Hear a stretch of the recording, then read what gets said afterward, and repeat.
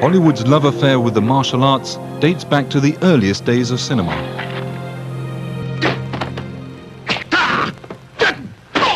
What most of us know about martial arts comes from what we see on the screen.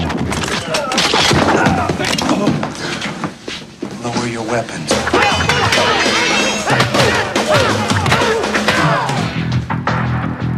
Our on-screen heroes are larger than life, with superhuman powers. Our on-screen heroes are actors. What? You okay? Yeah, I'm okay. I'm fine. I'm fine. So how can we distinguish between reality and fiction?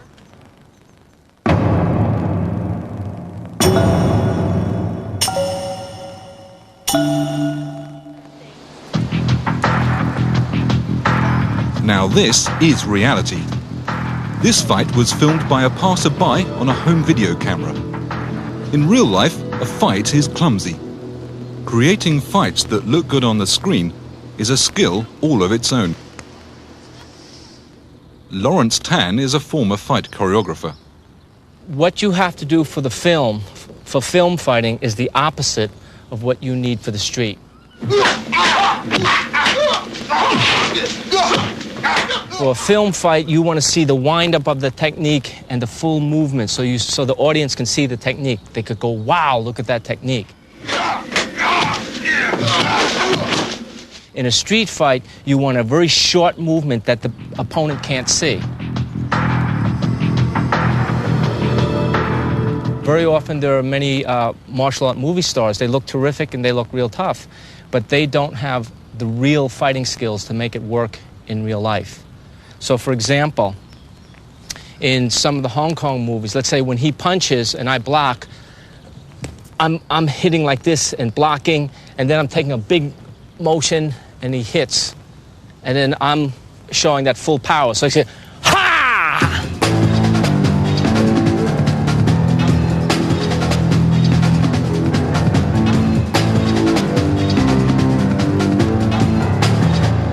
If you look carefully at any martial arts movie, no one actually hits anyone with any force. But take these same choreographed techniques, add a dramatic soundtrack with kicks and punches, and suddenly our actors look dangerous.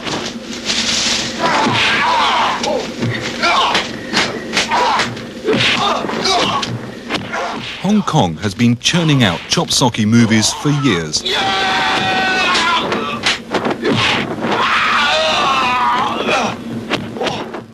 This is Dylan. Robbery in progress at Drexel's department store. I need backup. Its latest export is Sammo Hung, star of the hit TV series Martial Law.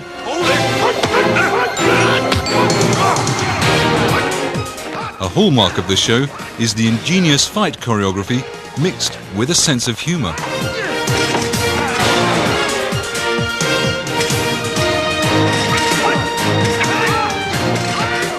The show's executive producer, Stanley Tong, tells us there is a method behind all this madness. Every single action sequence, every single fight is kind of, on itself, it's like a short story.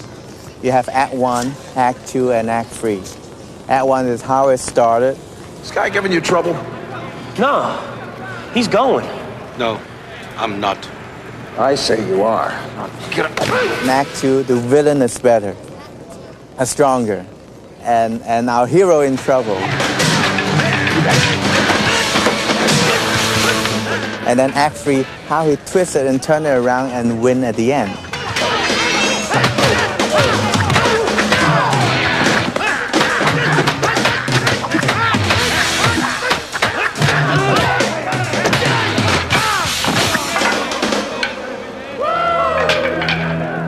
In the movie, the distributor always wants, can you give me more fight? Give me more fight. And then the choreographer and the director have to somehow to figure out a way to how to build up the length. Boom, boom, boom, boom, boom. Most important is the rhythm. The fighting, the rhythm. That's very important. You're not just no rhythm.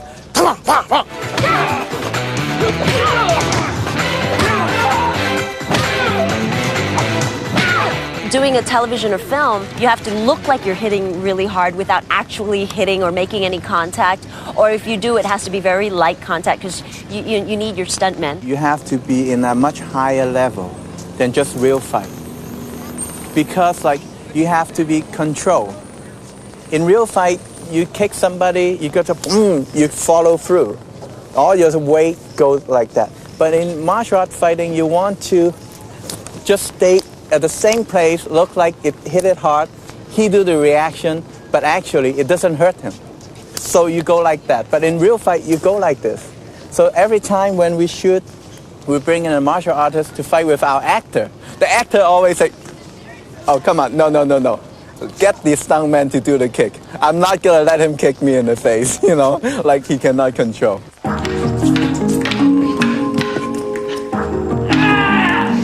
For those who live in the real world, the director's vision of reality is not always easy to live with. Mike Finn, who worked on Schwarzenegger's Red Sonja film among others, has many stories about the reality gap. There was a film director who hired some special forces guys to camouflage themselves in the desert.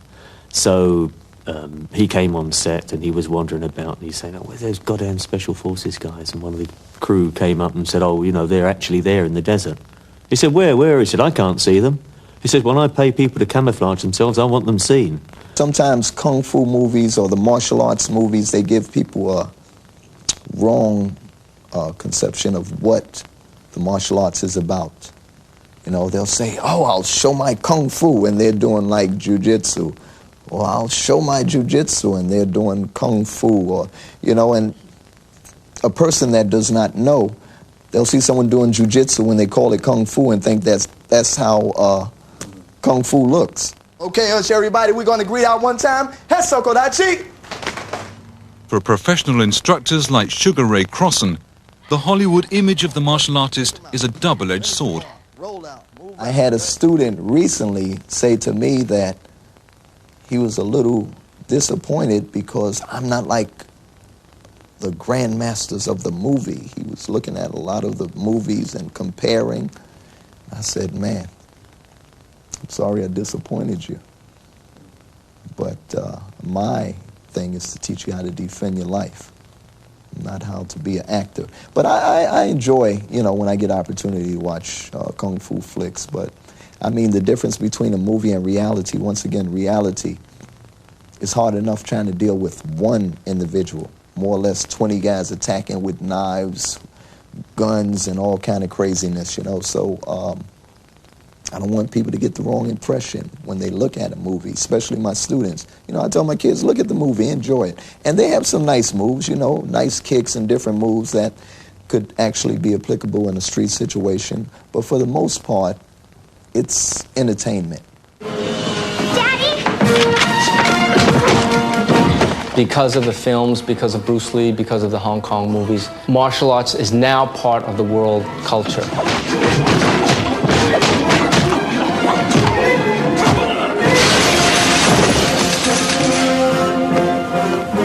So I guess in a sense that's good, but at the same time, it's perpetuating myths, romantic notions of what people think martial arts is.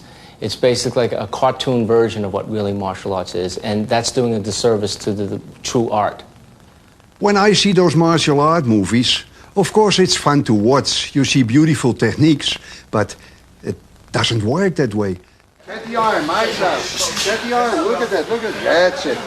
With a 9th dan in judo and a 10th dan in karate, John Blooming has a fearsome reputation as a fighter, both in the dojo and on the street. He is well known for speaking his mind. Bruce Lee never fought a championship or never really fought a real fight. Besides that, I don't think he is an example for the youth of USA, because he died of an overdose of drugs. Nobody wants to talk about it, but that's the damn truth. So here's no example. And if you see those guys like Siegel, it's beautiful movements. And I not know personally Jean-Claude Van Damme, but I know people who fought with him and who knew him. In the old days, he only weighed 47 kilo, and he never won anything, not even a B states championship. So he is lying about world championships. As a matter of fact, it came to me recently that he, in a bar, he found a biker, and one way or the other, the biker didn't like him and knocked him out in one punch. So, but they're good actors. I know a lot about these guys, and because people write me all the time, send me all kinds of crap. Bob Smith, now in his 70s, is world-renowned as a martial arts writer and was a respected fighter in his own right. If he goes back, he gives me the belly, but then he still gets away from it. Here I go. What Hollywood gives you is gratuitous glop, and they've got a lot of tricks and a lot of trampling. Hollywood has great.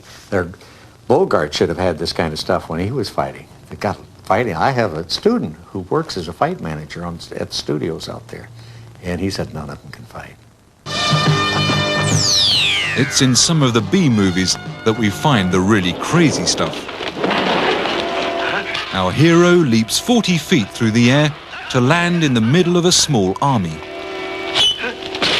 which, of course, he defeats.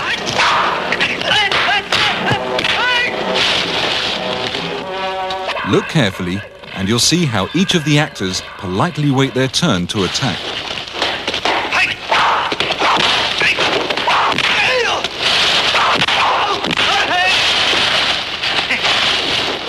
Our fantasy martial artist can also have mystical powers, some dangerous knowledge that has been passed to him by an old and wise grandmaster.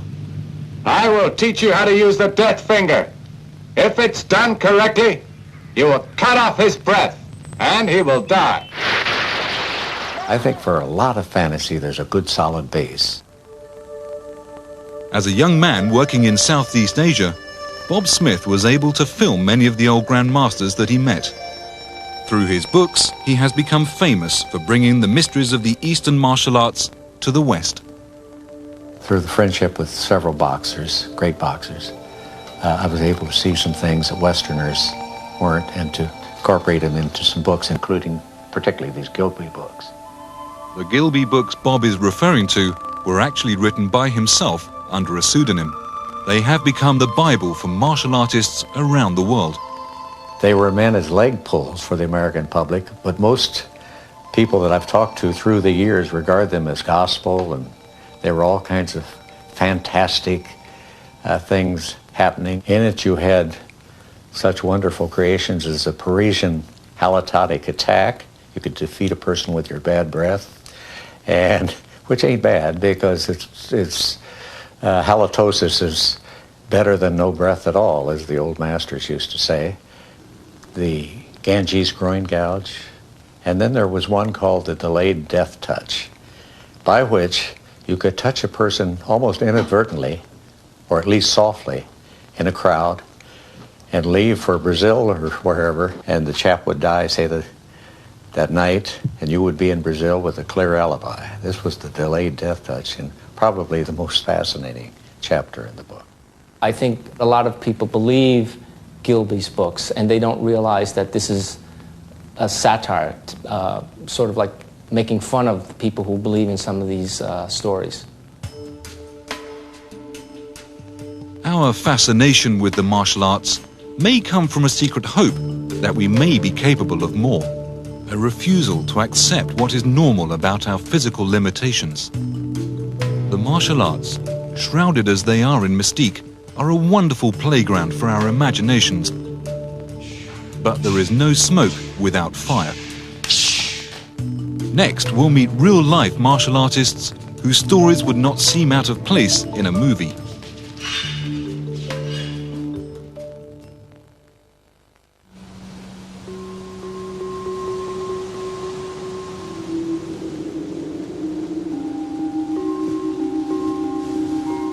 I've traveled to the sacred mountains of China, to the Himalayas, to Indonesia, throughout Europe and America, looking specifically for martial artists who embodied wisdom and a real sense of the mystical.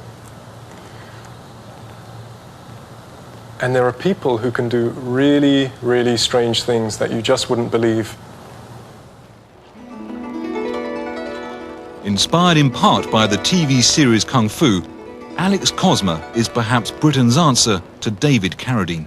At the age of 17, he left home on a quest to find his true master. In Taiwan, he met Master Chen. Slowly over the last 2.5 years, we've developed a relationship, something akin to father and son, that has been very painful at times and very testing, but very fruitful, and something that has changed me from inside. And teacher seems to create experiences that force you to either run away or to confront aspects of yourself and change.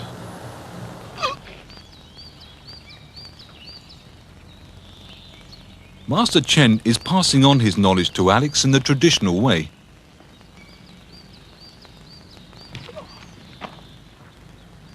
Over time, the student learns from his master through direct experience rather than theory. The student must imitate, learning from his mistakes. It is a painful process. To see Alex towering over Master Chen, you'd think there would be no contest. But the teacher has a hidden power. I've been touched by teacher, very lightly brushed on the chest, as if he was brushing off a leaf. And hours later, I got very sick. And for 2 days, I couldn't get out of bed. High blood pressure, terrible headache, felt like vomiting all the time. When I finally managed to stumble back to see teacher, he was very apologetic and assured me it had been an accident, that accidentally he'd released some energy. And he gave me a massage, some qigong, and within a few hours I was better. But he also told me that if I hadn't come back to him, then maybe the 3rd or 4th day I would have been finished. And this wasn't a one-off experience. Unfortunately, I had to experience this a couple of times to really begin to realize that Dimek and energy transference is a real thing. You don't need brute strength. What you need is mind and complete control of your energy.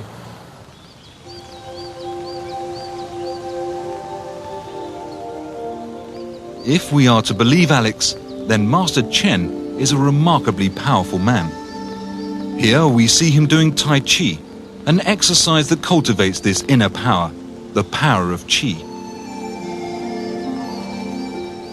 In the West, Tai Chi is usually regarded as a gentle form of exercise that promotes health. But it is in fact a slow motion rehearsal of combat moves. In its original form in the East, it is known as Tai Chi Chuan, a deadly form of Chinese boxing.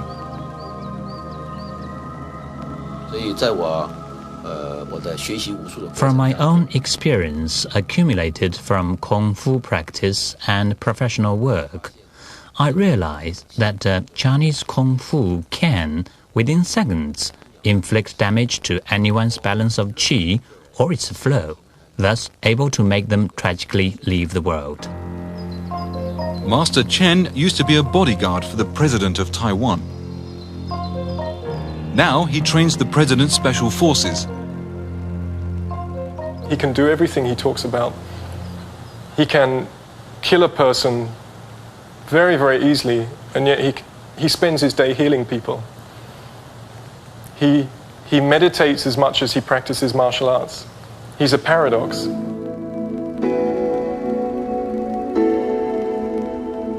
I remember my teacher asked me to help patients with Tui Na, to channel them with my qi. I followed his teaching, giving my qi to the patients. It seems there is a link between the killing arts and the healing arts. And the link is a profound understanding of the human body.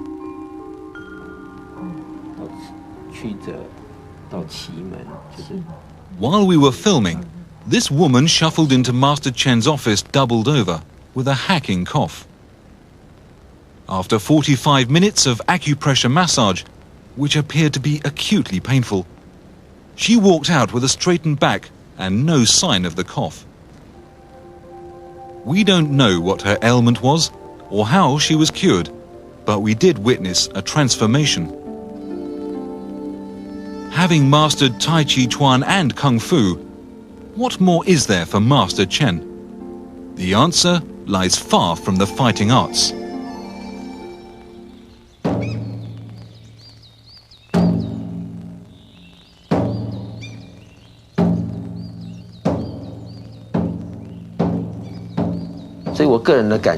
My chi has grown out of having a compassionate and peaceful mind. I hope to let people know that Kung Fu and Qi cannot be achieved by a mind of hatred, destructiveness, and hostility. By practicing martial arts, I have learned the critical importance of the mind in relation to Qi. Over many years, I have learned about Buddhism and integrated the compassion of Buddhism in my own life. He's about much more than martial arts. He's about the embodiment of a whole culture. And when he talks about Buddhism or Tai Chi or martial arts, you know, we can feel that he's really talking from the bottom of his heart. Fighter, healer, philosopher and Buddhist, Master Chen is an enigma. What makes sense in the East does not always make sense in the West. One man who has struggled to bridge this cultural divide is Lawrence Tan. Chinese martial arts is based on touch. That means as soon as I touch him, some point in time I'm going to touch him. At that point in time, my body's trained to know where every single part of his body is. When I was 13 years old, I epitomized the sickly, neurotic wimp. 1, 2, 3, 4, 5, 6, 7, 8, 9. I lived in a neighborhood where there were only whites, there were very few Chinese. So people always called me the Jap, the Nip, the Chink. Then when I used to go to the Chinese community, they used to laugh at me because I couldn't speak Chinese. So I did not belong. And I was living out in Long Island, and a friend just came from Taiwan. And I was fooling around, boxing with him on the lawn, and then suddenly he dropped down and he swept his legs around and he knocked me over like a bowling pin. And just one moment he's up in front of me, and the next moment I'm on my back, and the breath was knocked out of me. And I'm saying, "What'd you do? What'd you do? What'd you do?" He said, "That's Kung Fu." And from that instant, I became a fanatic. And the fact that it came from China, it affirmed my Chinese heritage. And then the fact that it had a philosophical foundation also entertained that very deep philosophical and spiritual side that I had nurtured when I was young. In those days, Kung Fu was secret. It was only taught in the Chinatowns and secret societies. We'd climb up the stairs in Chinatown, go to the top floor, and you'd come to this dirty, smelly old hall with an altar there, and it's all very romantic and very exciting, because here we're meeting these masters and we're learning this secret, esoteric killing art. It's very important to understand the cultural differences between the East and West, and the ways of thinking and the ways of learning are very different. The traditional Chinese way is you imitate the master. He is a superior being in that he has a lot more knowledge, a lot more experience. You bow to him and you just follow him over and over and over, and you intuitively grasp it. The Western way is to break things down, analyze it, and understand it intellectually, whereas the Eastern way is much more intuitive, just imitate and follow, you see. So where do you fit in between East and West? Back and forth like a yo-yo.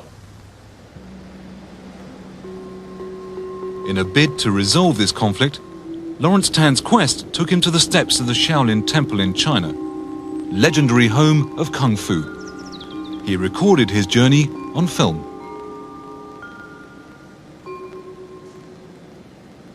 In Chinese martial arts, the Shaolin Temple is very important historically because all present-day systems of martial arts somehow or other trace their source back to the Shaolin.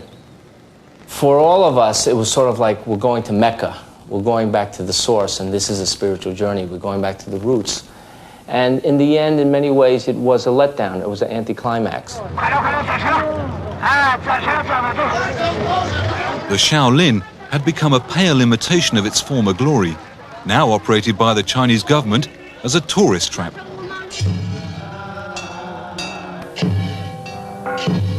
They really didn't have that many monks. They kind of like found all the old monks and they said, okay guys, you got a job right now.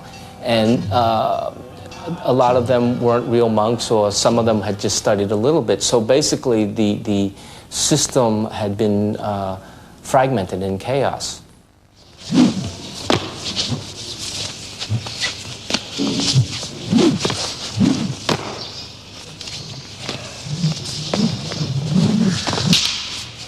We got up 3:30 in the morning to shoot the monks meditating in the temple. So while they were setting up the lights and the camera, I noticed that there was a monk, a young guy at the corner of the temple practicing punching, and it looked like Western boxing. Now this is the Shaolin Temple, birthplace supposedly of Shaolin Kung Fu. I go up to him, I said, what are you doing? He says, 我现在打西洋拳, which is Western boxing. So I said, well, why are you doing Western boxing? He says, well, because Kung Fu is superior, but Western boxing, you learn how to fight practically faster. Lawrence had hoped to find inspiration from the warrior monks of the Shaolin, but the high point of his visit lay outside the temple walls. The moment of discovery is recorded in his own film. Across the road from the Shaolin Temple is a school for young boys who practice the martial arts. You know, without a doubt, the most spectacular moment during my journey was watching 2,000 young martial artists charging forward, screaming, and they fell into perfect formation.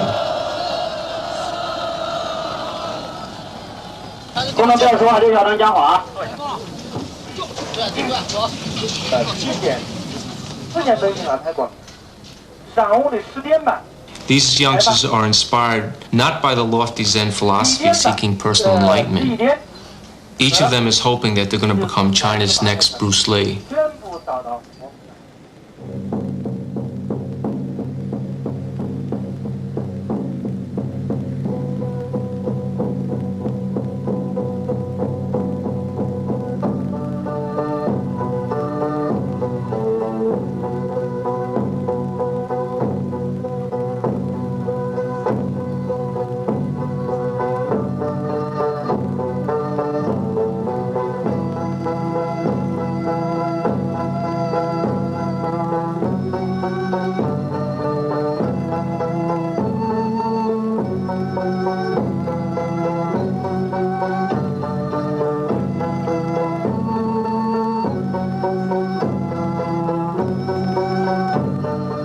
Lawrence traveled to China in the hope of finding his home in the East, only to discover that the young martial artists of the East were hoping to find their home in Hollywood.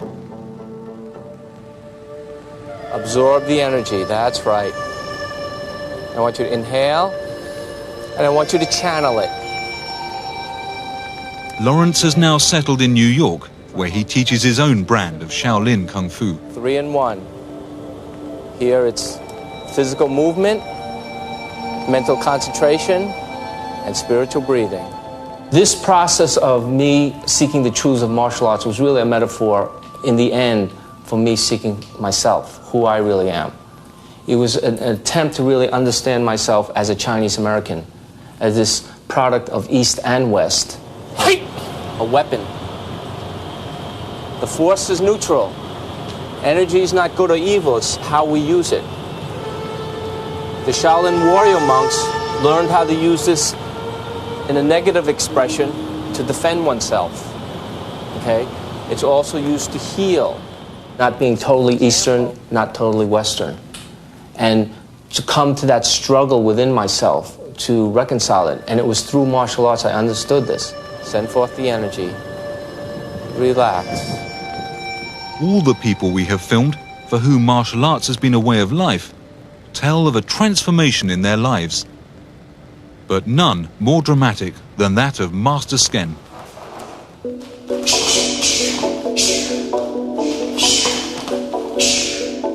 As an 8-year-old boy in Thailand, Master Sken had the shocking experience of witnessing the murder of his own father.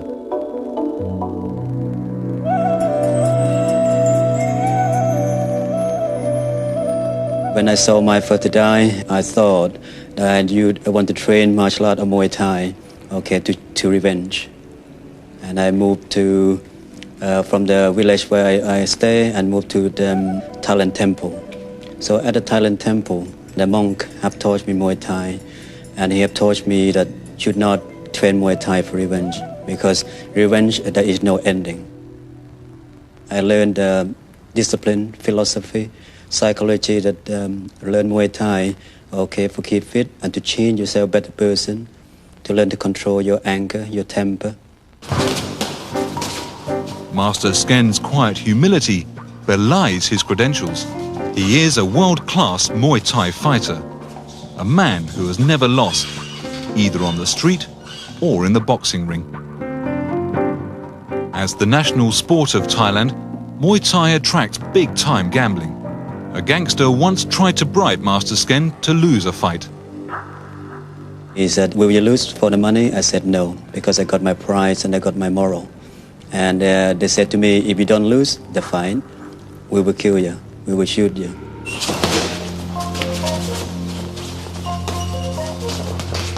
I won the fight, so gambler must have lost so much money. And the man who approached me before took the gun out, I shot my leg.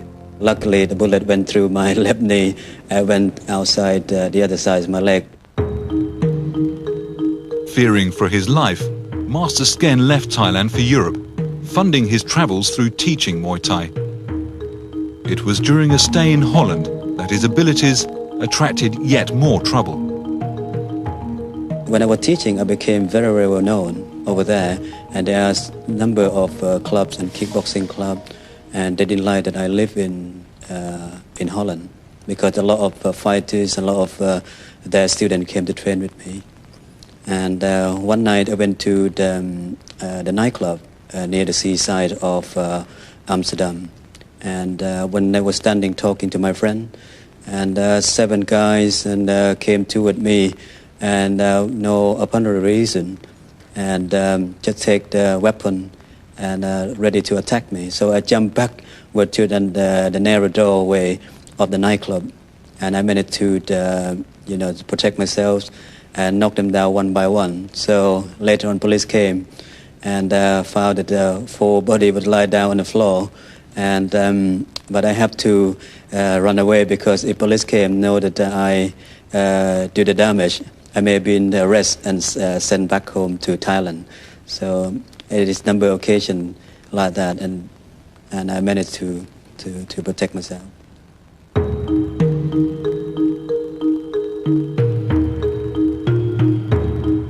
To hear anyone tell you that they won a fight against 7 opponents would seem far-fetched, until you see Master Sken in action.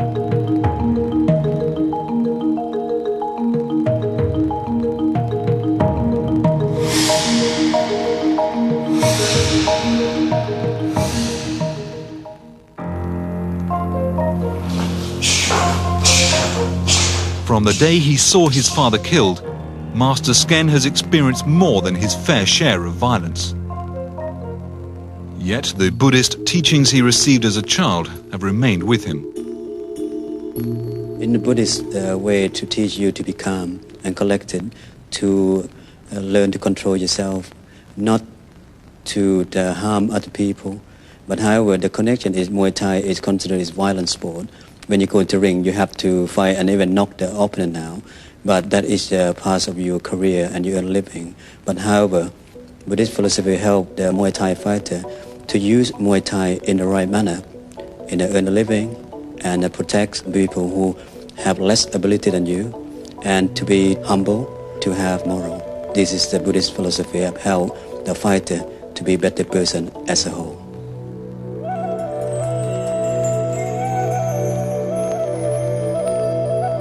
In Asia, there is more to the martial arts than simply fighting. There is a curious relationship between the art of killing and the peaceful practice of Buddhism. Perhaps this added dimension is part of what makes the Asian martial artist yet so mysterious. But the mysteries go further. Next, we'll see martial artists who seem to have amazing abilities.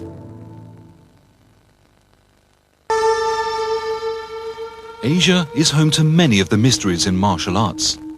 It is where we find stories that challenge our notion of reality. When Bob Smith was stationed in Asia, he found many people with mysterious abilities.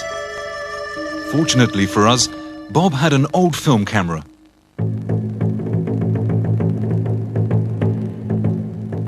One of them was Wang Shujin, a huge, maybe 285-pound chap who would let anybody hit him in the stomach or kick him anywhere they wanted to.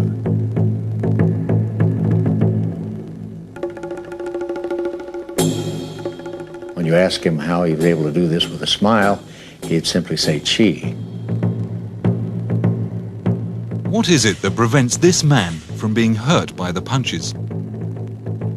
The Chinese call it Qi, the Japanese call it Ki, and it is perhaps the greatest mystery to come from the East.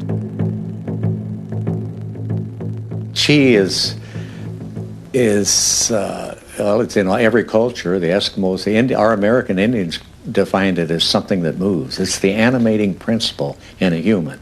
When I was a kid and I was passionately trying to find Qi, I really couldn't feel it. Why? Because I was used to feeling muscular strength, and I understood how to feel my power this way.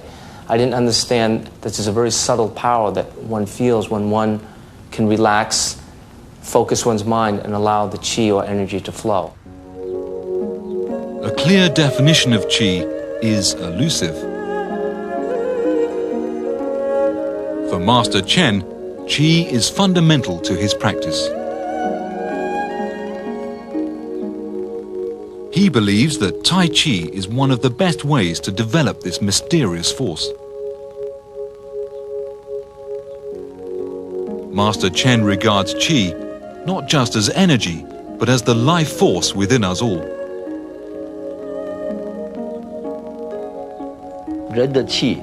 Qi within the human body can flow up and down, can flow in and out. This is its nature, a natural flow within our body. Remember, when we were kids, we were full of energy. Our energy was high, our bodies were flexible, our spirits. External interference from the world around us makes us nervous. Our muscles become tight and the qi cannot naturally flow up and down, in fact, like it did before. The Chinese martial arts masters were very smart and came up with the idea to unblock the qi and get it flowing more freely again by exercising up and down, in and out.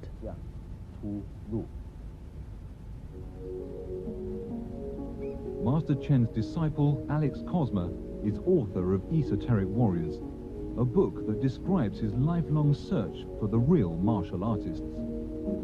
Almost every master he has met claims they can release their qi in combat. The difficult thing with trying to describe qi is that if you feel it, you don't have to have it explained to you.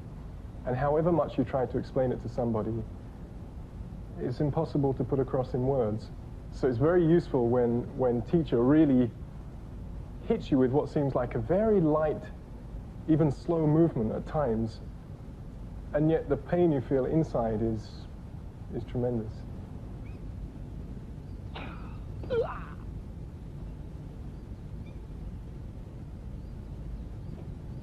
And if this wasn't coming from some kind of internal power, it would be very difficult to explain. Just physically, he doesn't seem to have the size or the mass to do this kind of damage. Yet the lightest of taps will cause pain that lasts for not just hours, but days sometimes. The power of karate, or a hard system of martial arts, is like getting hit by an iron bar, going bang, bang. The power of a soft and internal system is getting hit with an iron ball at the end of a chain. where the force is suddenly whipping out. It's not driving through, it's striking like an iron ball at the end of a chain.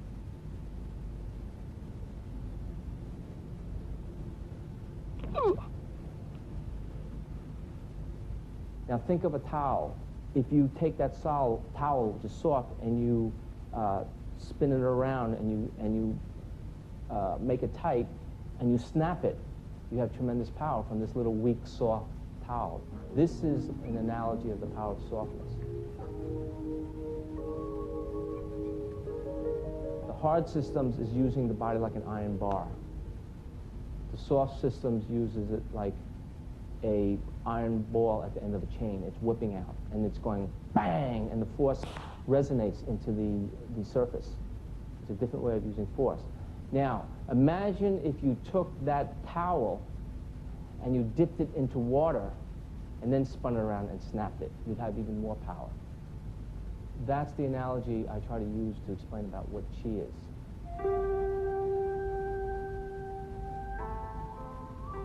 Chen Manqing, a famous Tai Chi boxer from Taiwan, was another of the old masters to be filmed by Bob Smith. I was able to get very close to him and to watch him, and he was the softest of the soft. But beyond softness, he had mind, and this is very hard to define, but it's the ability to touch and know exactly what the person's going to do that you're touching, and to touch softly. Chen Manqing's life story is a testament to the power of qi. As a young man, he contracted a debilitating lung disease. Fearing for his health, he began studying Tai Chi Chuan until he was cured. He continued his studies to become one of China's most successful boxers. To many, this might look like a magic trick, but Chen Manqing could summon up more power than seemed possible for a man of his build.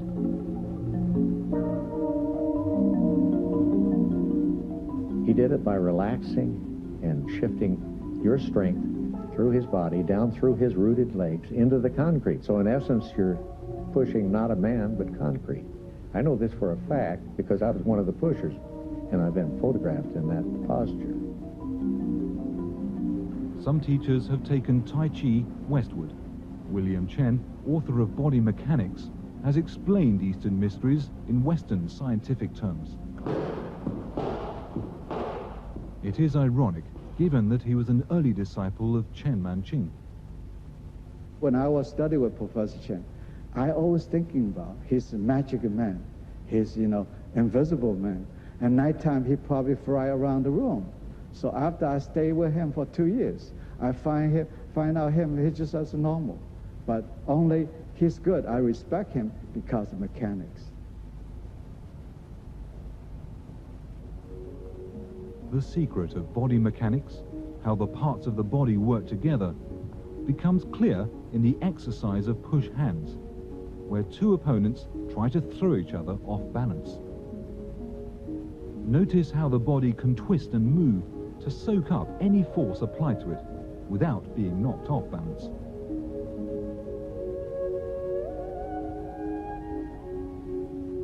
When you're younger, the power will do it. But as you get older, you're more precise and more accurate and let the leverage of the body do it. And this is how different styles evolve.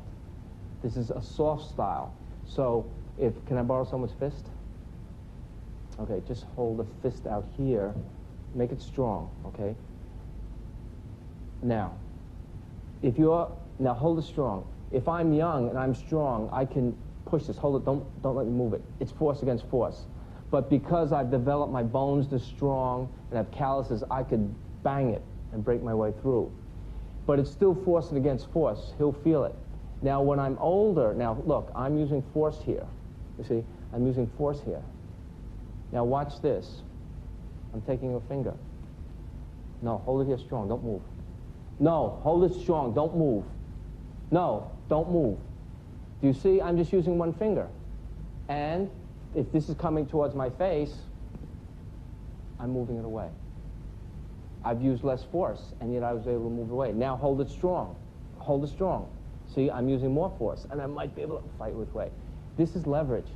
These are secrets. The old men were just going like this. It doesn't look powerful. It's effective. Punch my face. Right. Punch. Right. So, run, stay in. The most important part is before your actions, you have to relax. And before you relax, you have to slow down a little bit. If you otherwise, the muscle tense you up, and then that will slow down your punch. To demonstrate the power of relaxation, William Chen likes to punch through a piece of wood while holding a raw egg in his hand. The wood crashes in bits to the floor while the egg remains unbroken. And just to prove it's not a trick,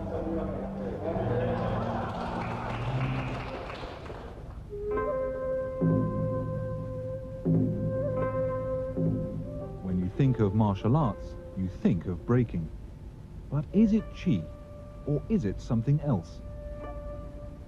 I was always amazed when I saw a big pile of tiles. And then they go with the head, boom, straight to 25. Jesus. As one of the most qualified karate men in the world, you'd think that John Blooming could do it, if anyone could.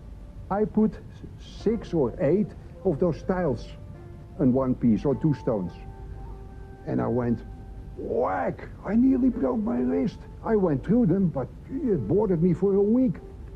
And I figured, 25 and with his head, impossible. It was during a training visit to Japan that he finally discovered the truth. Now we're walking around, and I see a big stack of tiles, ready to be broken and taken pictures of. So I walked to the tiles, picked up one. It was like I put a piece of paper. And I looked under it, and there was a big line carved, baked in it. The whole tile in the middle was not more than maybe a millimeter. I don't think a millimeter, I think a half millimeter. So no wonder 25 tiles, if you lean on them, you go straight through them. And that's the typical Japanese bullshit they play. Come on. Okay.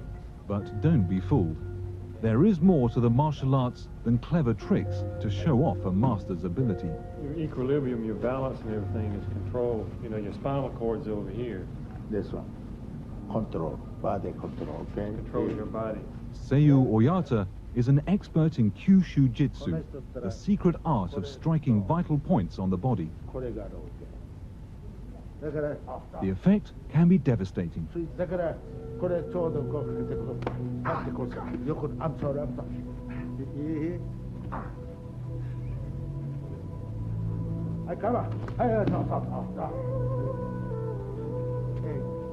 Oyata doesn't need raw power. He knows exactly where to hit an opponent to bring him down. You may be surprised to know that Oyata is in his 70s. Idea, opponent stun. Not to try kill. Idea, stun. Then go idea, control. Yeah. And these are very dangerous techniques. You know, these are the things that he doesn't teach, you know, until he knows someone for a very long time.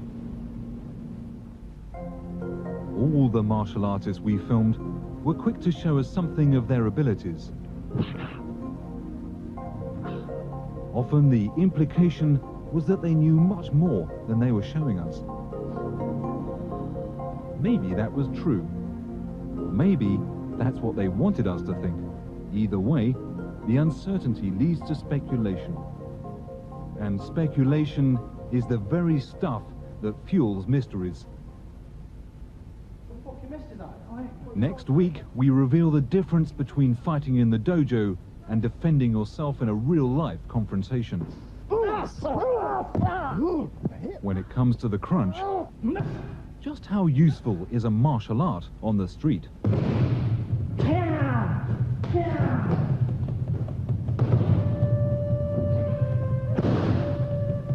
is what they'd expect. In reality, if you've got 3 people facing you, you're looking at death. If I allow anyone to come near me, as soon as he attacked, they would all attack.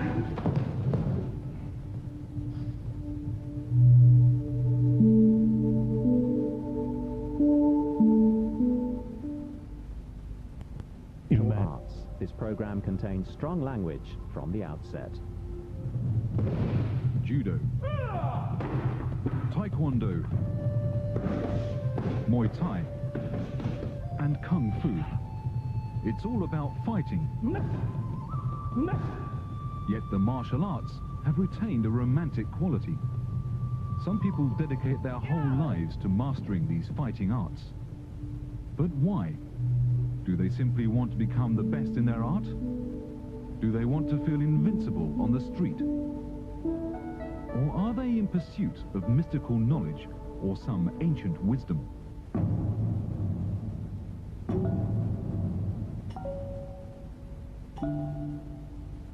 Fucking missed his eye. What are you trying to say? Yes, you fucking I seen you looking at it. Do you think you're fucking playing it? Sorry. Do you want to bash, dude?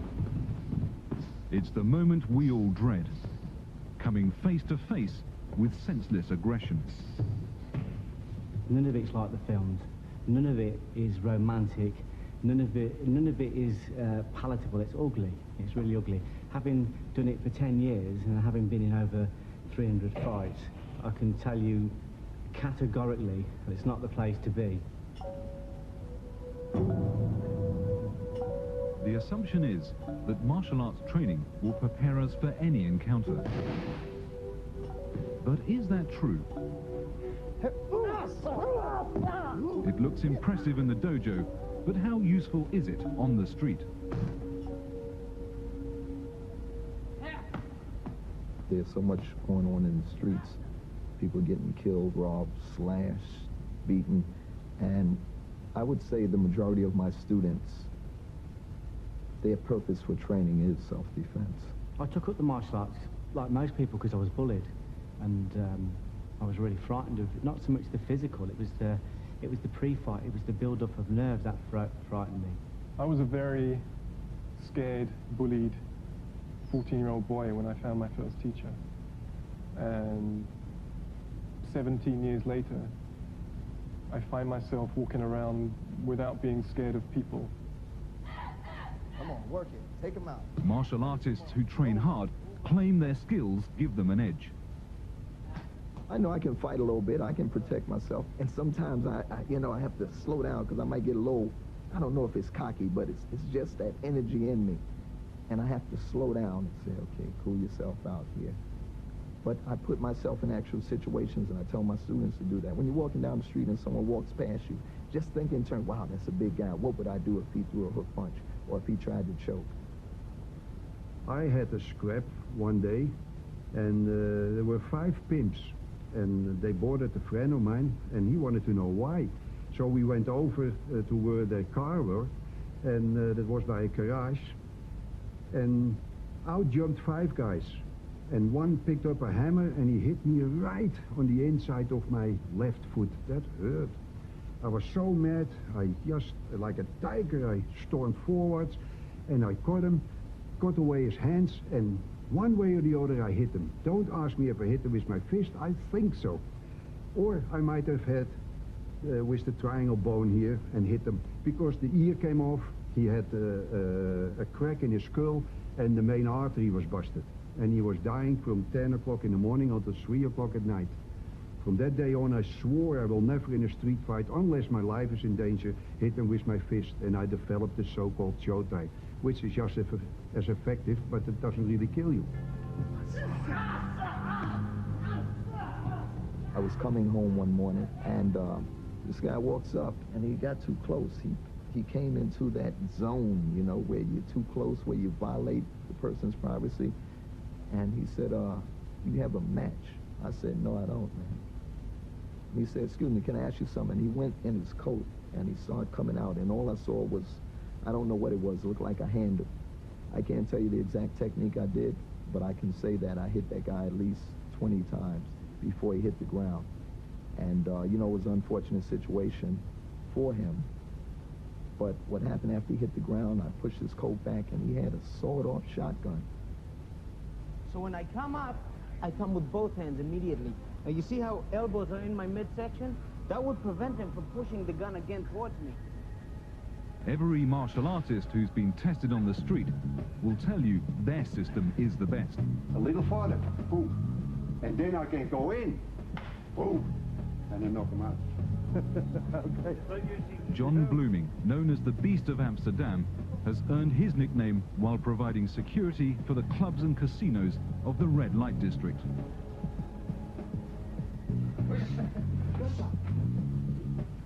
With a 10th dan in karate and a 9th dan in judo, he is a world-class martial artist. I always was interested in a kind of watertight system you can use on the streets in self-defense. Now, don't forget, in the old days you didn't really need that much. And now you can hardly do without it. But anyway, I was always thinking, if you are against a boxer only with judo, you might get a punch more often than not, and you lose. If with your judo you are against a wrestler, you still have a hard time beating the wrestler. Je kan het zo doen, je kan het zo doen. 2, 3, meer doe ik niet.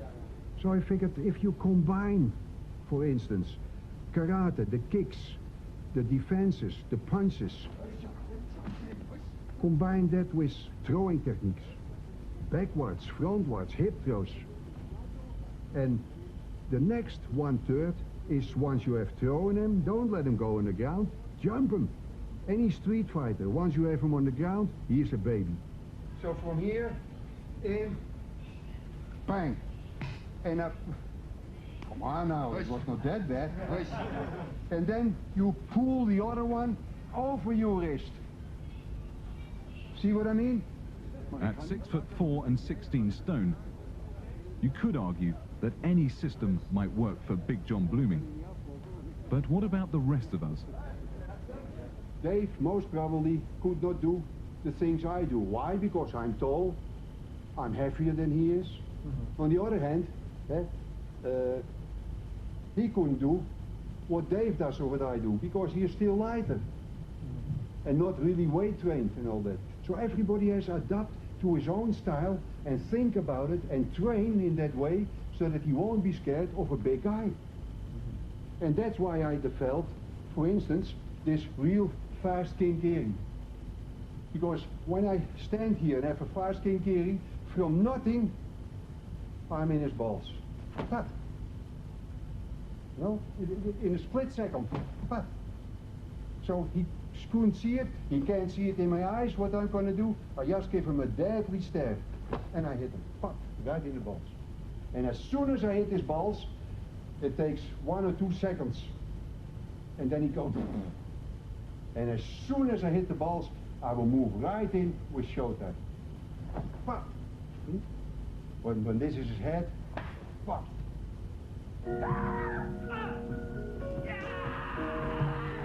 Mike Finn agrees that the smaller person does have a chance against a larger person. Holder of 40 black belts, Mike is recognized by the Guinness Book of Records as the most qualified martial artist in the world. If he pushes you, you can meet his force and fight back if you're strong. But on the other hand, you can just, if he wants to go that way, why should you stop him? See, if he pushes you here, just there, hey, hey! Then you can meet the force and help him on his way. That's one way of doing it, sidestepping it and letting the force carry on. Another way is to take his momentum, accelerate it, and then keep it going and throw him that way. So if he grips you here, keep him moving, tap, and then throw him that way. Another alternative is to start him moving and suddenly change direction. So from here, keep him moving, tap, hey, and just change direction. And finally, you can actually stop him, and it's the same sort of thing as the motorcyclist going along. There's the tree, whack. This is that principle. Here. Knowing you have great technique gives people like Mike the kind of confidence that will deter a likely attacker. But it's difficult to know at what point we would be good enough. If you train on a minimal level for a period of a year, you could probably learn enough to get yourself into trouble, in that you'd go in and try something that you're not capable of actually finishing, and so you'd escalate a situation. I think maybe I would say between 2 to 5 years would give you a reasonably competent knowledge in order to be able to make those techniques work on a subconscious level. There is a belief that enough martial arts training will make us invincible. This is what they'd expect. Jeff Thompson knows better. In reality, if you've got 3 people facing you, you're looking at death. If I allow anyone to come near me, as soon as he attacks, they would all attack. Jeff is a former nightclub bouncer and now one of the world's leading experts on street fighting. And that's where it would happen with most people. Because they're waiting to be attacked, they'd be overwhelmed. So if I was facing more than one, and I couldn't run away, I would position myself so these are offside me as I'm talking. And go, tia, tia, boom, tia, ta, fucking get back, stay your fucking ass. My specialism is realism, how it's going to be outside the chip shop. Not how it's going to be in the dojo, not how it's going to be on the contest arena, how it's going to be where there's no whistles, no bells, no referees, how it's going to be when you're outside the chip shop with your girlfriend or with your kids and it kicks off, when it's in your face, the ugliness of the martial arts that people don't really want to talk about. In a real situation, quite often the first thing you see, first thing you get, is when someone comes up to you and it says, "You fucking got a problem with me, you're looking at me, you fucking keep out of it, you fucking keep out of it. If you've got a problem with me, is this about fucking me and you?" Before you can do anything else, you've got to get beyond that. And that's where most people fall apart. As soon as somebody becomes aggressive, they make themselves large, everything becomes big. When a situation starts in the street, it normally starts with some kind of introductory dialogue, and then the situation just explodes. I call it the Jerry Springer syndrome. If you watch the Jerry Springer show, every time it kicks off, they're like that arguing and bang, it just explodes, and it's just, like I said, it's earrings and hair, and it takes like 15, 16 stone security men to separate 2 women. It's because it's so ferocious. That's what reality is. It's ugly and it's in your face and it's so immediate. And in the dojo it's very controlled and it's very aesthetic and it's in the nice lines and it looks good, and don't swear whatever you do. Don't swear, because if you swear in the dojo that's terrible etiquette. So I do videos and I swear at it. People write to me and say, "You said the F word," but that's what you're going to get outside the chip shop. The F word and the C word and the B word is a part of contemporary combat. People don't come up to you and say, "You blighter, you bloody did this, and don't you bloody look at me," because it wouldn't have no effect. But if someone comes up to you and says, "Don't you fucking well look at me," it totally changes the situation. And although it's ugly, and I appreciate that it's ugly, it is a part of combat. And to be honest with you, I think all of it's ugly. I think the whole gamut is ugly. When it becomes physical, it's horrible. It's easy for me to say, like, I'm doing all this, but it doesn't stop people coming in and hoofing your head off. 2 of my friends have been stabbed in this position. So Jeff has translated his years of experience on the door into a system he calls the 3-second fight. So we'll come here, this way. It is a technique for first trying to resolve disputes without violence. If that fails, Jeff encourages his students to act quickly and decisively. Front, your knee, snatch. What I'm going to do from here is control this space. If he moves forward, I'll control with my lead hand. If I can't use verbal dissuasion, then I'll probably myself, I'll posture. And what I'll do on a posture is I'll strike him and push him away. So I'll just come from here, I'll just go, just stay where you are, stay there. And I would back it up with a verbal fence. What I do when I strike is I trigger adrenaline. So he gets a drop of adrenaline, he's got a space, that triggers the flight response. Okay, if I come in closer to him, I pull him into the fight response. He's cornered, he's a cornered animal. The Neanderthalic part of him is going to want to fight. If I create a gap, then that kind of mammalian part of him is going to want to run away. The main thing I teach, which is where most of the controversy comes from, is the preemptive attack. I teach people that they can't avoid a physical conflict to hit first. And I teach that because I know, and I've learned, that it's the only thing that works. As I'm talking to him, if I can't get away and I am sure that an attack is imminent, I'm 100% sure, then I'll attack first. And from this point, that's the only thing that will work. The blocking and countering will not work. It's about as useful as a paper condom. It won't happen. The grabbing and letting him throw me isn't going to work either. because although I can throw him, or he, you know, we could go to grappling, it doesn't stop his mates suddenly materialising from all over the place and kick him a head in. Even strangers walking past will kick your head in, because that's the nature of society. So all I'm going to do from here, if I can't, is I'm going to ask him a question, and then I'll just go in with either a punch or a headbutt or whatever's open to me, and I'll finish it within the first couple of seconds. That's it. Matty, he'd be shouting. Yeah, what are you fucking saying it? Do you want to fucking go? Yeah? Okay? Switch on, make it interesting. Just switch on. Yeah, what are you saying then? Our natural instinct is to run away. It's the strongest instinct we've got. Now, for you to be able to override that, your willpower has got to be very powerful.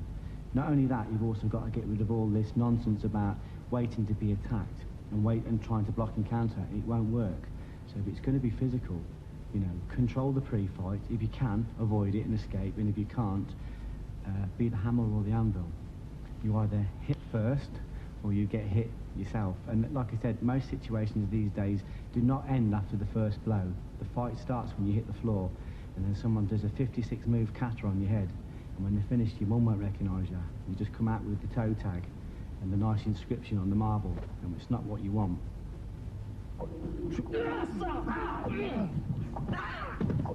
Long before an explosive situation arises, there are things you can do to avoid it.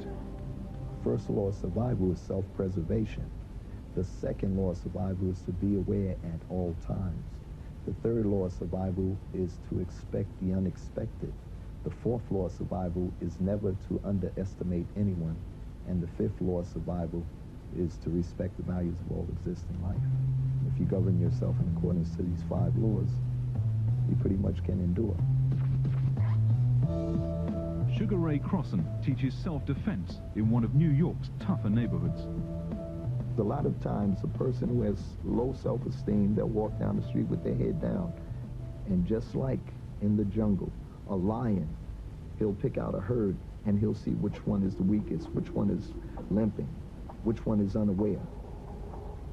And that person with the head down, that's a sign of weakness or unawareness. That's prey. So the mugger, that same mentality. Oh, well, that person's aware. But that guy, he's not even watching. And look, he even got his wallet sticking out his back pocket. He doesn't even know what's going on. So the low self-esteem can be a problem in the street. When the only rule is the strongest survive, it may be that martial artists are arming themselves with one of the best forms of defense, an air of confidence. I tell them, you got to prepare yourself. Train hard in the dojo. People make excuses. Oh, I'm too tired. It's too hot. I was working overtime. Blah, blah. All that means nothing when you get in the street and you got to defend your life. So if you're going to train, you got to be serious about it. How much should you train? There is no limit. Millions of people around the world are training in martial arts with a passion. But why?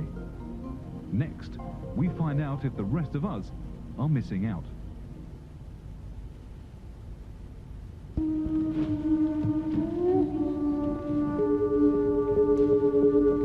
If you've never actually participated or done a physical contact sport where you're actually gripping something that's 12 and a half, 13 stone and it's moving in different directions and you don't know what it's going to do on the end of your arms, you know, then if you've never actually sampled that, it surprises most people, yeah, because it's physically very demanding. Everything is working together. The legs, the body, projection, all right? This is Neil Adams, 3 times world champion in judo and twice silver medalist at the Olympics. Speed of entry as well is important. Okay. It's dangerous. It's like having a weapon. And the weapon's inside. It's already trained. If you have a weapon and it's not and you're not in control of it, then it's a dangerous thing. So I think you've got to be in control of it. So, I mean, that's part of the lesson, isn't it? There seems to be a paradox here. Although Neil has honed his body to peak fighting form, he would never deliberately hurt anyone. Developed by Jigoro Kano in Japan 100 years ago, judo was never intended for contests outside the dojo. Jigoro Kano wanted to put it into the school curriculum. He wanted to put it into schools in Japan at the turn of the century. Jiu-jitsu, which had certain forms in it that were quite dangerous, he took those forms out, and that's where judo came from. It derived from jiu-jitsu, and he wanted to introduce it into the school curriculum. To do that, he had to make it safe. He said that it wasn't just a sport. He said it was a lesson for life. And think of the things that you can take out of it that are going to actually help you. He did it to give self-confidence and introduce different qualities, with your everyday life. And that was his philosophy. That's why we don't practice to go out onto the street and show everybody how fantastic we are and that we're like Bruce Lee. My favourite technique is an arm lock. Then what I have to do, as my partner lands from here, is make sure I'm behind. Then catch the arm, put the arm under pressure. I have to straighten it first. When I straighten it, the pressure goes against the arm and the elbow. And as you see by the twitch of the hips, I get my submission. Neil Adams is my judo instructor, and what I love about Neil is that polarisation. It's the ultimate aim in martial arts to have that yin and yang, that very hard and that very soft together. So if you met Neil and you didn't know anything about judo, you wouldn't know he was a fighter, because he's such a gentle person, and I aspire to be like Neil.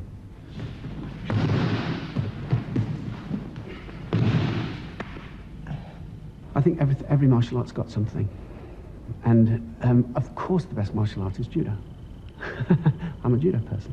So everybody else is going to, have their own preferences. But we should always respect the different martial arts and look at what they can give us. They can give us something. Look at the philosophies and learn from the philosophies and keep the respect. And that's what we all have for each other, which is wonderful.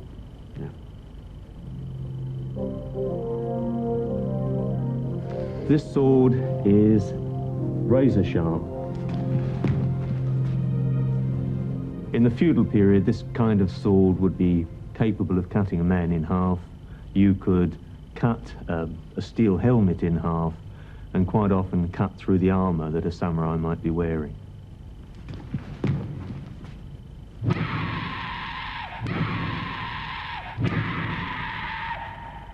The reason that the wet straw is cut is because it is the nearest you can get, for example, to cutting through a person. So you would be looking at what I've just cut, might be an arm or a leg. As far as we know, Mike has never used his sword to slice anyone in half. Yay! He is but one of thousands of people around the world who are attracted to the weapons and tactics of ancient war. This is one of the weapons that the feudal warrior used to use on the battlefield. Mike demonstrates the naginata, a weapon once feared on the ancient battlefield. It normally had an iron pommel for striking. When they used to train, they didn't use these weapons because in the early days, a lot of the classical warriors died even before they got on the battlefield, or they got seriously maimed or injured. So they used wooden weapons to practice the strategy, then they went on the battlefield and they fought with these. Although this samurai weapon is a museum piece as far as war is concerned, it is still taught in Japan for other reasons. It moved away from being a practical means for defeating an enemy on the battlefield to more of a way of developing yourself, your inner self. And those aspects are still very important in martial arts today. In fact, that's probably the reason why they've survived, because, as you know, nobody goes around with swords or naginatas in the streets anymore. Why would a man like Alex Bennett devote 10 years of his life to studying the ancient arts in Japan? Is it possible that these arts have an application in the real world? I think if you say use your martial arts skills in a real situation, I guess most people will be referring to, okay, do you get into fights with it? But no. What I say, I use my martial arts all the time. Everything I learn in the dojo, self-control, and respect I take out of the dojo as well. And I've been in a number of sticky situations which have been very, very easy to get out of because I've been able to control my emotions and maintain a placid state of mind. The value of training to me is just that it enables you to challenge your limits and work with your limits. Mike Scoss has devoted nearly 25 years of his life to Ei Jitsu, the ancient Japanese art of drawing the sword.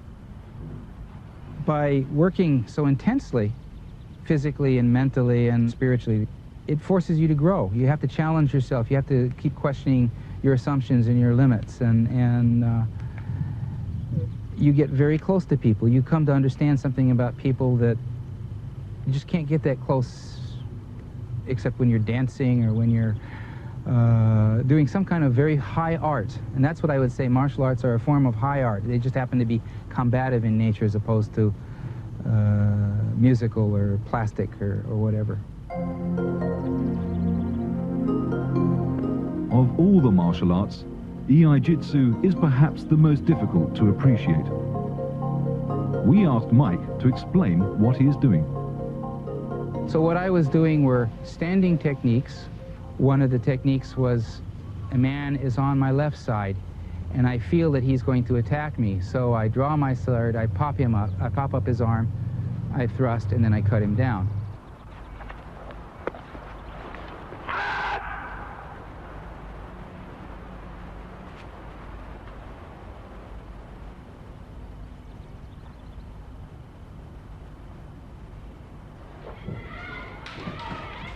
These ancient battlefield techniques have found a comfortable home in the modern dojo.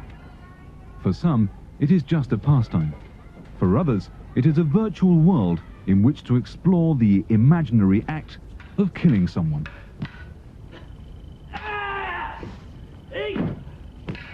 Sometimes in the documents of these classical schools, they don't say opponent, they say enemy.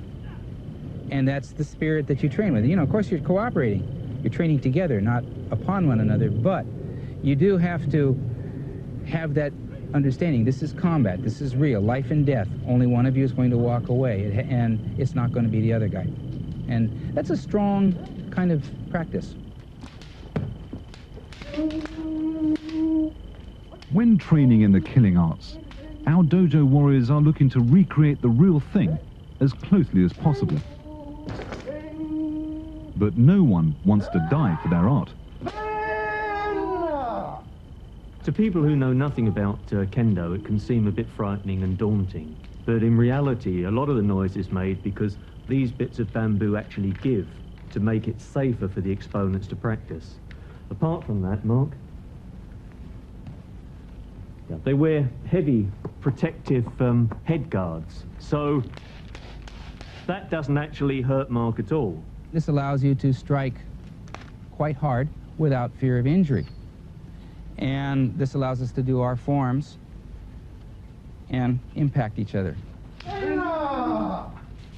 Impact plays a big part in martial arts, perhaps most dramatically in Taekwondo.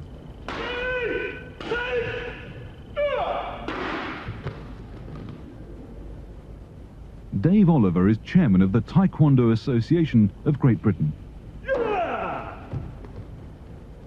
Key element for me in destruction is that you've got the confidence to hit it and penetrate and go through it, and that is just psyching yourself up. You're really using your adrenaline, as you would do if you were in a self-defense situation on the street.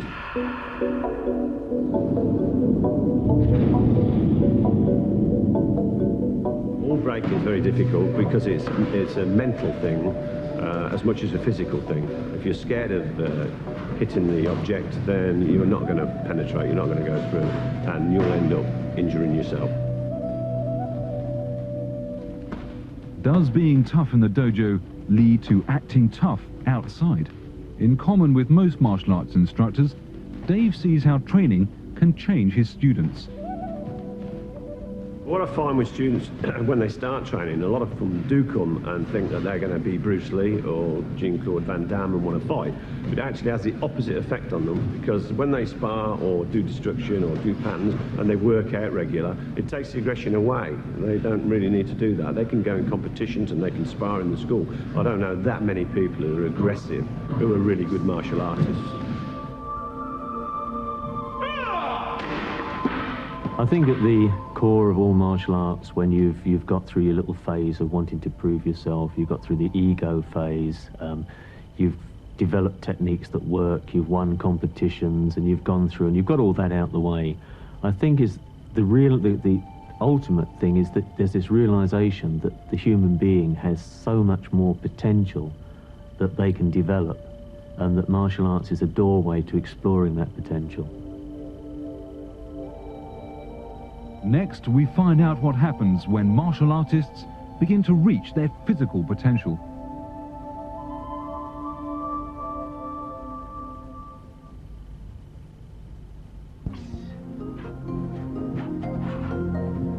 As a modern warrior develops his fighting skills, very often a new path opens up to him. This path is often referred to as the way of the warrior. But for each warrior, the way can be very different. If any subject has been misrepresented and corrupted in the West, along with Eastern spiritual teachings, it's martial arts. They've been presented as a way of becoming more powerful, of enhancing your ego, of developing a strong male macho image. But the real martial arts are a world away from that.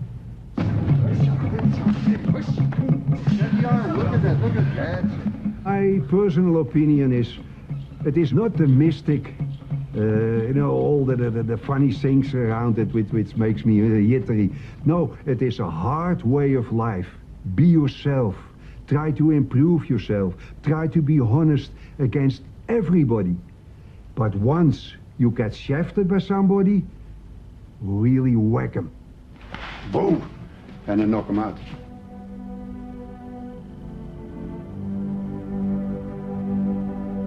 Many martial artists who are fantastic on the physical level have not transformed emotionally. If we're warriors in ancient China and we're fighting for our country and we have to learn that to defend our country, that's one thing, but we're leading normal lives. There reaches a point, you know, how big a gun do you need? You already can kill. Now this is the salutation of our triharmony method. And it means unifying the mind, the body, and the spirit. The whole purpose is to take these three separate energies. Many masters of the martial arts have taken the old arts and developed systems more applicable to the modern age. Lawrence Tan teaches what he calls triharmony, a system concerned as much with healthy living as it is with fighting skills. The Shaolin warrior monks use this energy, which they call qi, or the force. They developed so you could use it for self-defense, for combat, and you could also use it for healing. Martial arts is a wonderful vehicle because it teaches us discipline. It teaches us how to control ourselves mentally and physically. And it brings us to the spiritual gate. Absorb the energy, that's right. And what I'd like to do is to help create a new holistic model of martial arts where the self-defense and art of self-defense transforms into art of self-transformation. It's time for us now to focus more on our awareness, our spiritual awareness, because no matter how good a fighter you are, you could have a world full of great fighters. We're about to destroy ourselves.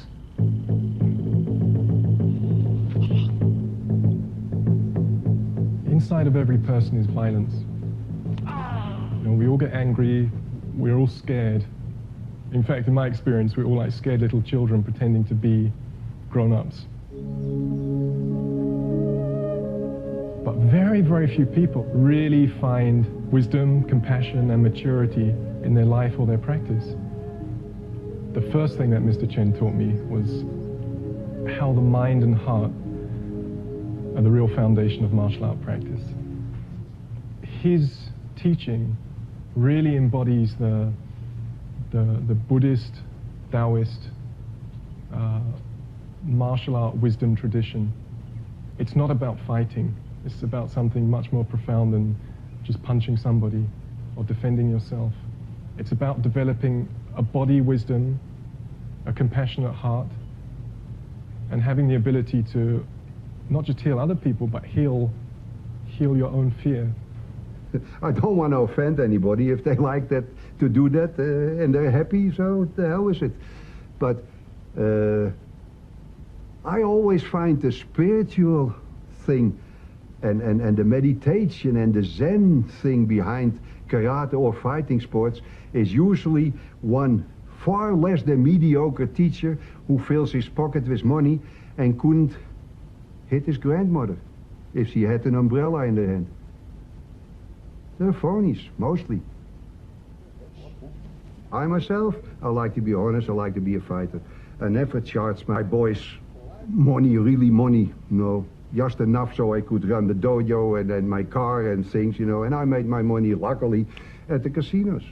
But the boys gave me a return, something which is far greater and far more value to me, like an Olympic championship, a world championship. Chris Dolman, trained in Blooming's system, has been winning medals for years in free fighting, a fighting sport where anything goes.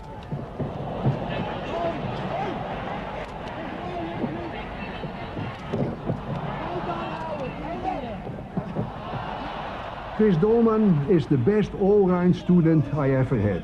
And he fought anybody who would like to fight with him. And he was a free fight champion when he was 50 years of age in '93 in Japan. He beat everybody, and not beat them, he beat the Russians, he beat them to a pulp. They crawled out of the ring, they were scared to death for him. He's terribly rough, but very honest.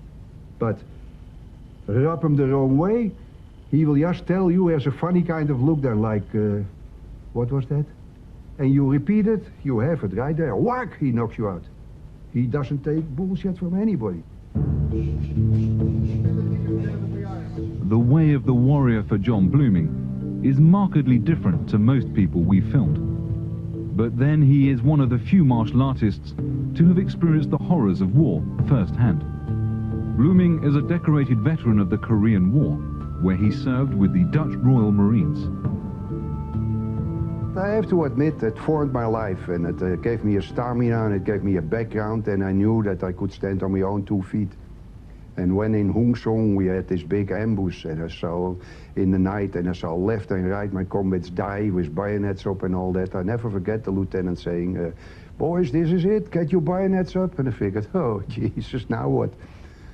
But when we finally got out, I swore that this is the end. Never, ever will anybody touch my family or me or my friends, at least not unpunished.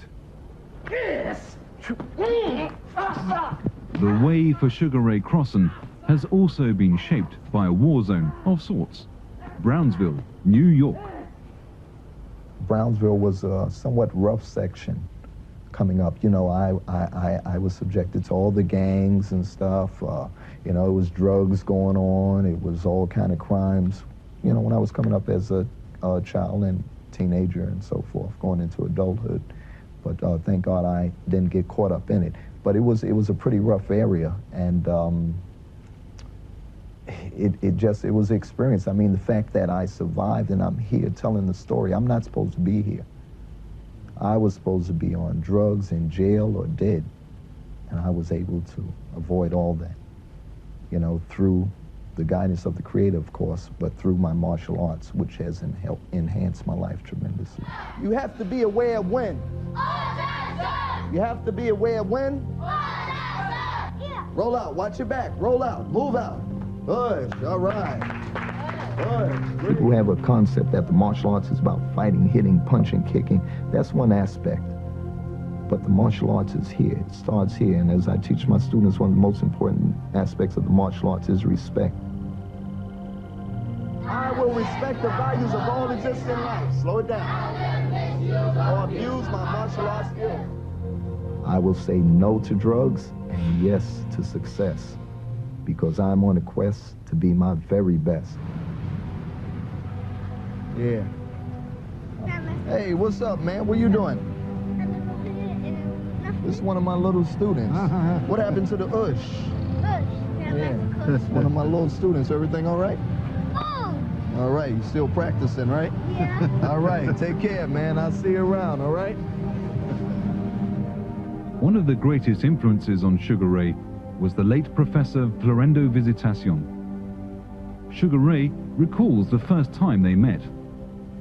I really didn't know who he was, but I knew that he had somewhat trained my instructor, Dr. Powell. But I was saying, this guy, he looks kind of, you know, he's kind of small, and I think I might be able to take him. You know, I wouldn't tell him that. But the opportunity came one day, and my instructor said, punch at him. I said, should I punch slow? Because, you know, I don't know if he could handle what I'm going to throw down. He said, punch at him. Next thing I remember, Grandmaster V was waking me up laughing. And from that day on, I was convinced. And I said, I have to study under this man. My father was truly a paradox. You would look at this little guy, very thin, very humble, and yet if you knew him, you knew that he was very powerful. But he was the antithesis of all of the macho, martial arts, Rambo kind of culture. If you were a police officer and somebody grabbed you, you don't use those drastic measure. You may use this, and you control the man. He was a quiet guy, but very dangerous. Perhaps one of the most dangerous men walking on the planet. I used to laugh because I said, you know, I used to say, boy, if somebody tried to mug him just thinking he's some little old man, I'd like to be there. He looked like somebody very muggable in New York. And there was one occasion when he was entering an elevator, and he had his arms full. At the time, he had a dog, and he was carrying a bag full of dog food. And these two young men came into the elevator behind him, and after the doors closed, one of them pulled a knife. And they were about to rob my father, and he dropped his bag, got into his position, and began to come at them, especially the one with the knife, and made contact with him enough so that the guy's knife was taken away from him, fell to the ground, and these two young men, the door opened on the elevator, they ran out, and just leaving the knife, leaving everything else, just ran away as fast as they could.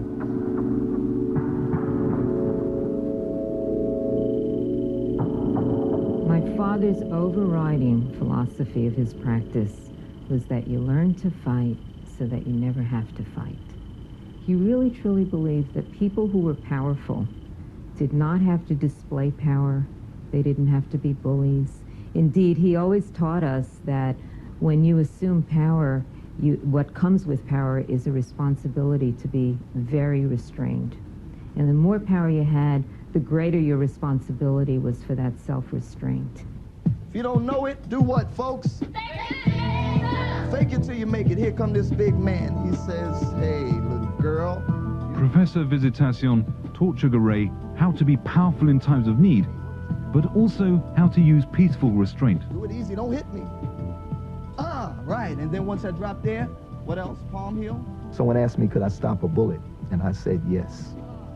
And they looked at me like I was crazy. They said, how could you stop a bullet?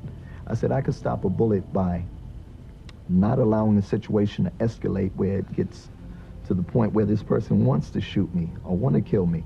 A lot of people, they get shot because they stand there, they argue, they might push the guy, smack him in the face. Yeah, come on back, go ahead, do it.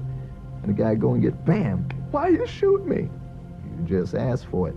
So, you know, I could, in a sense, stop a bullet by not allowing a situation like that to escalate to the point where the person wants to shoot me. Martial arts also provides a safe outlet for letting off steam. Master Sken has helped many students to manage their aggression in this way. Nick Webb is one of his success stories. Guys my age, they all want to be the big tough guy, don't they? Young lads, anyway. If a fight broke out in a pub, before I started doing Muay Thai and I was involved, I wouldn't think twice about hitting somebody.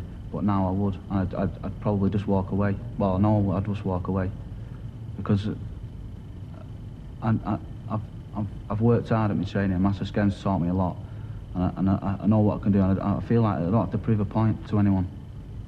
I don't have to fight anybody. If I want to fight, I can get in the ring and fight, which Master Sken's taught me.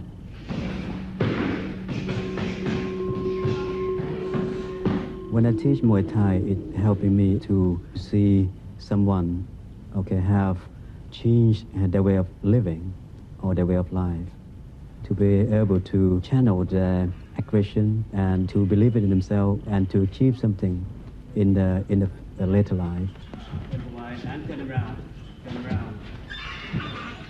From Stockport, it's not a rough area, but it's not a posh area. There is some negative things going on, like drugs and crime. What I learned, I could hurt somebody, probably. And I'd give Muay Thai a bad name. I don't want to let him down, because I feel that he has helped me that much. I have taught so many children who had no purpose in life, who had been stealing car or on drug before. Since I train Muay Thai, give them something to do, especially they have a lot of aggression. If they train Muay Thai, they can become champion one day, or they become a Muay Thai instructor as professional, can earn a living. Because Muay Thai doesn't teach you to be only a champion in the ring, but a champion in life is far, far more important than another purpose. This is Thai writing in my son's name. I've got a son, 14-month-old. So that's another reason why I do it, because there is a lot of bad things about it, and I could go down the wrong track, but I do it because I want if I do start fighting and win fights, I want my son to know that his dad did something worthwhile, and I didn't just waste my life, sort of thing.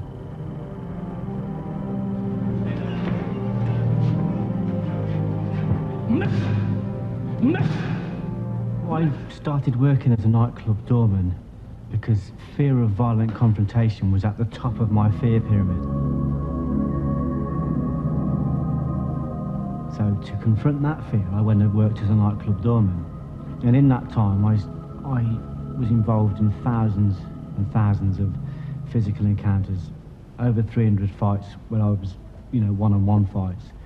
And I found myself, and then at the same time I lost myself. So I went on there for salvation because I needed to confront my fear of violence. But then I became violent, I became dark. So then it was a matter of redemption, get myself back off the door, because I became the person I hated. I looked in the mirror and I just saw a bully. You fucking got a problem with me? You're looking at me? You fucking keep out of it! You fucking keep... I'd been in a fight and I thought I'd killed this particular person, and in my mind I was certain I had. And it was a fear I carried through 10 years working the door. And I remember coming home, I remember it distinctly. I came home and in my mind this guy was dead. They took him to the hospital, nobody can get him round, and I was certain I'd killed him, and I felt like I'd lost everything, and it was almost like the veil dropped. I come home, my wife was in bed, and I remember touching her, and she was like silk. I couldn't believe how beautiful she was. And I thought, I'm losing all this because I'm working as a nightclub doorman, because I'm rolling around the mud with some Neanderthal. I just thought, I can't believe I'm losing all this. And I was thinking about silly things like sitting on the doorstep with a cup of tea, looking out into the fields. I'm going to lose that. I couldn't believe how lucky I was to have my liberty, to have all these beautiful things around me. And that was a massive turning point for me, because I didn't sleep all night. I was waiting for the crack of policemen's boots on me, on me path. And it never happened, and thank goodness the guy came round and he didn't die. And that was a massive change. From then on in, the risks completely outweighed the rewards. And I woke up the next day and I said to Sharon, I don't ever want to be violent again. I don't ever want to hurt anybody again, ever. And she said, Jeff, I've been waiting for you to feel like that for 5 years. Perhaps the real story of martial arts is that it can develop a person's strength, not just on the outside as a fighter, but on the inside as a human being.